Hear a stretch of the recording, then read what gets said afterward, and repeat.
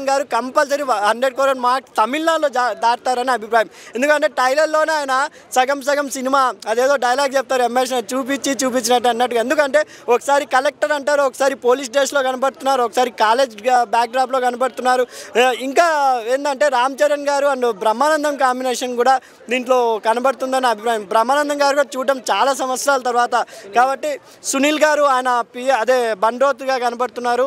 అది కాకుండా వెన్నెల కిషోర్తో కామెడీ అది కాలేజా లేకపోతే ఏంటనేది మనకు సస్పెన్స్లో పెట్టారు శంకర్ గారు. ఇంకొకటి మొత్తం ఒక చిన్న దూడపిల్లని వాటర్లో పడేశారు కదా, అది రామ్ చరణ్ గారు ఫ్యాక్స్ బ్యాగ్ అనుకుంటా, అది కాపాడే సీన్ కూడా చాలా బాగా అనిపించింది విజువల్గా. హెలికాప్టర్ అయితే అసలు హెలికాప్టర్లో ఇందిరా సినిమాలో చిరంజీవి గారు దిగుతారు కదా, అప్పట్లోనే అంత 4K లేనప్పుడే జనాలు మొత్తం స్క్రీన్ దగ్గరికి వచ్చారు. ఇప్పుడు అదిగా కూడా ఊర మాస్ లుక్లో కత్తి పట్టుకొని దిగుతున్నారు రామ్ చరణ్ గారు. నిజంగా శంకర్ గారికి హ్యాట్సాప్ చెప్పాలి, ఆయన ఎంత ఆకలితో ఉన్నారో ఆ డైలాగ్ కూడా పెట్టారు. ఇంకొకటి శంకర్ గారి శిష్యుడే ఎస్ఏ సూర్య గారు, ఆయన కూడా ఈ మధ్య విలన్గా చాలా ఇస్తున్నారు. దీంట్లో 3 షాట్లో చూపించారు రామ్ చరణ్ గారిని అండ్ సూర్య గారిని. నిజంగా మన చిరంజీవి గారు అప్పట్లో రాఘోపాలరావు గారితో ఎలా విలనిజం చేశారో వీళ్ళిద్దరి మధ్య కూడా రామ్ చరణ్ గారు అండ్ మన ఎస్ఏ సూర్య గారి కాంబినేషన్ అదిరిపోయింది ట్రైలర్లోనే. నిజంగా శంకర్ గారు అంటే ఒక శివాజీ, ఒక రోబో, ఒకే ఒక్కడు. ఆ సినిమాలో ఒక చిన్న మెసేజ్తో పాటు కమర్షియల్గా ఫైట్స్ అండ్ కామెడీ అన్నీ ఉంటాయి. ఇప్పుడు మనం చాలా రోజుల తర్వాత ఒక పూర్తి కమర్షియల్ మూవీ చూడబోతున్నామో అనిపిస్తుంది. ఎందుకంటే తీస్తే అన్ని ఫైట్ సినిమాలు తీస్తున్నారు, లేదంటే రొమాన్స్ తీస్తున్నారు, లేదంటే అసలు లవ్ స్టోరీ తీస్తున్నారు. ఈ 3 కలిపి దీంట్లో కనబడుతుంది. ఎందుకంటే ఖైరా అద్వానీ కూడా నువ్వు నాకు నచ్చలేదు అంటే చిన్న డైలాగ్ వినపడింది. ఆ సాంగ్లో అయితే వైట్ గుర్రం మీద రామ్ చరణ్ గారు అదిరిపోయారు అనిపించిందండి. నిజంగా ఈ మధ్యకాలంలో సాంగ్స్ కోసమే 92 crores అండ్ 72 crores తీసారంటే పిచ్చ అనుకోవాలి. శంకర్ గారు నిజంగానే అద్దరు కొట్టేశారు విజువల్తో. ఒక రికార్డ్స్ పక్కన పెట్టండి, ఒక విజువల్ ఫ్యామిలీ పరంగా చూడదగ్గ సినిమా అనే ఉన్నట్టుంది. ఎందుకంటే పుష్ప 2 ఓన్లీ అది నగ్గట్టు వెళ్ళిపోయింది, కానీ ఫ్యామిలీస్ ఎక్కడో కొంచెం ఇబ్బంది పడ్డారు వాస్తవంగా. కానీ ఈ సినిమాకి ట్రైలర్లోనే ఆయన క్లీన్గా చూపించారు, ఇది ఒక ప్రజల కోసం తీసిన సినిమా, ప్రజలు ఎక్కడో కలెక్టర్ మన డబ్బులన్నీ తినేస్తున్నారు గవర్నమెంట్ అంటే రాజకీయ నాయకులు అనే అభిప్రాయంతో చూపించారు. కాబట్టి నిజంగా గేమ్ చేంజర్ అనేది ఈ జనవరికి ఒక హిట్తో తెలుగు సినిమా ఇండస్ట్రీని ఎక్కడికో తీసుకొని పోతుంది నా అభిప్రాయం అండి. వాక్ మై వర్డ్ తమిళనాడులో అయితే 100 crores కంపల్సరీ కొడుతుందని అనుకున్నాను. ఈ Sankranti compulsory game changer trailer చూసి చెప్తున్నా. ఎందుకంటే ఒక్కొక్క షాట్ చాలా ఇంట్రెస్ట్గా చూపించారు రామ్ చరణ్ గారిని శంకర్ గారు. ఆయన ఎంత ఆకలిగా ఉన్నారు, ఆయన సినిమాలు స్టార్ట్ చేసిన నుంచి చిరంజీవి గారికి తీయలేదనే ఉద్దేశంతో ఉన్నారు. కాబట్టి ఈరోజు వాళ్ళ అబ్బాయితో ఫుల్ఫిల్ చేసుకున్నారు ఆ కళని అనిపిస్తుందండి. ఓకే బాగుంది. ఎలా అనిపించింది ట్రైలర్? సూపర్గా ఉంది. 4-5 క్యారెక్టర్లు కనబడుతుంది. ఒకటి యువకుడిలాగా ఉన్నాడు, ఒకటి పోలీస్ క్యారెక్టర్ కనబడుతుంది, ఒకటి క్యారెక్టర్ కనబడుతుంది, ఒకటి పొలిటికల్ కనబడుతుంది. సో ఖచ్చితంగా నలుదిక్కులు పిక్కటిల్లేలా north India cinema, Bollywood cinema అంటారు కదా, నార్త్ లేదు తొక్కలేదు, బాలీవుడ్ లేదు బొక్కలేదు. ఈసారి అందరికీ బొక్క పెట్టిస్తాడు రామ్ చరణ్ గేమ్ చేంజర్తో. సో లేట్ అయినా లేటెస్ట్గా వచ్చాడు, 5 గంటల 4 నిమిషాలు కానీ సరే ఇక్కడ పార్కానే రిలీజ్ అవుతుందామని ఉత్సుకతతో ఎదురు చూస్తున్నారు. సో కొంచెం లేట్ అయినా కానీ పండుగ చేసేసుకున్నామన్నమాట. పర్ఫెక్ట్ ట్రైలర్ పడ్డది. భారతీయ 2ని అది ఇది రకరకాలుగా కంపేర్ చేస్తాడు. ఏం కంపేర్ చేయకండి రా భయ్, మీరు కంపేర్ చేసేది మీరు వేసుకుంటే మీరే కంప్ అయిపోతారు.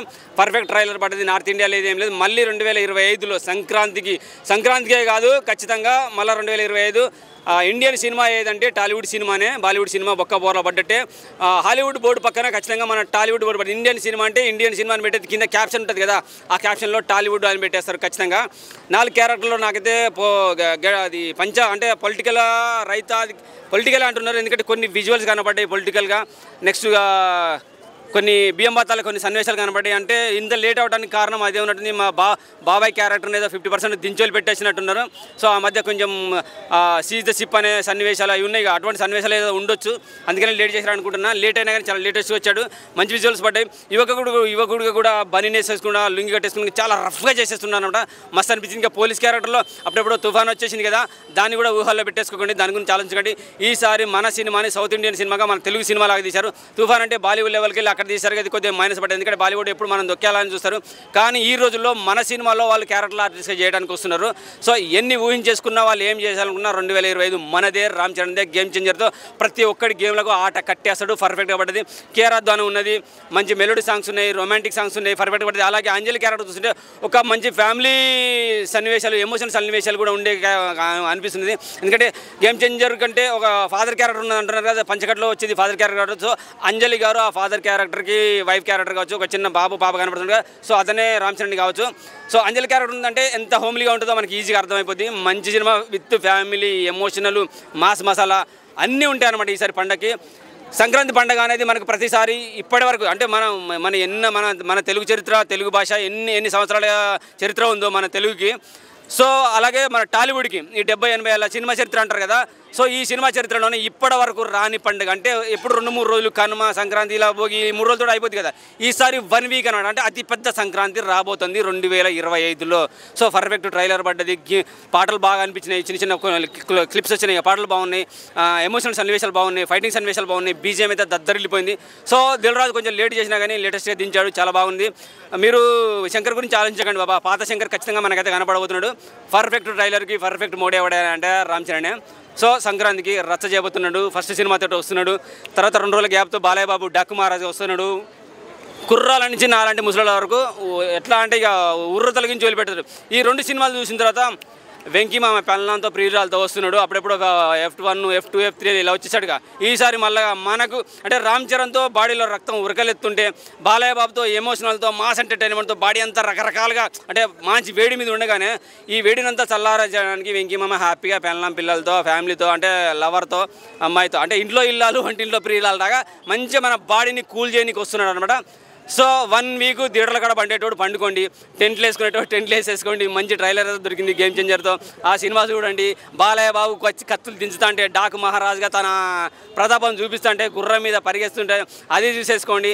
హాయిగా వెంకీ మామని చూసేసుకోండి, పిల్లలతో హ్యాపీగా. అవసరమైతే టెంట్ వేసుకోకుండా ఓయో రూమ్లకి దయచేసి పోకండి, థియేటర్లో కానీ టెంట్ వేసుకొని పండుకోండి. ఎందుకంటే ఇక ఓయోలోకి వెళ్ళేసి వారం రోజులు ఇంటికి వద్దురా ఈయనే ఉందాం అనుకుంటే అది ఇంకెక్కడికి వెళ్ళిపోతే ఆగమాగం అవుతారు, లైఫ్లు ఖరాబ్ అయితే.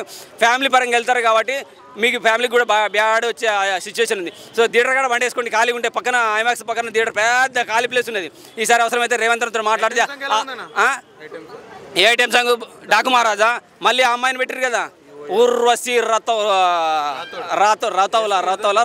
రౌతాల ఏంటి బాబీ చిరంజీవి అన్నకి పోటీగా పెట్టినట్టున్నది. ఇంతకుముందు అలా పెట్టేశావు అన్నకి, మళ్ళీ ఇల్లు ఆమెనే తీసుకొచ్చేసావు. ఆ మధ్య ప్రొడ్యూసర్ ఎవరు చెప్పారు చిరంజీవి అభిమానులు బాధపడ్డా సరే ఈసారి ఖచ్చితంగా మంచి బాగు దించబోతున్నాడు బాలయ్య బాబు అని చెప్పేసి. బాబీ ఏం చేయబోతున్నావు మరి, అన్నేం తగ్గించి బాలయ్య బాబు లేపుదాని చూస్తున్నావా? సో పోటీగా ఉండండి, కానీ ఆహ్లాదకరమైన పోటీ ఉండాలి. ఫ్యాన్స్ మధ్య గొడవ పెట్టేటట్టు దర్శకులు కూడా అటువంటి సిచ్యువేషన్ తీసుకురావద్దని కోరుకుంటున్నా. సో పండుగ వాతావరణం 1 వీక్ ఖచ్చితంగా పడుతుంది. దంగల్ రికార్డు కూడా బ్రేక్ చేయాలని కోరుకుంటున్నా. జై బాలయ్య, జై రామ్ చరణ్, జై వెంకీ మామ. Thank you very much.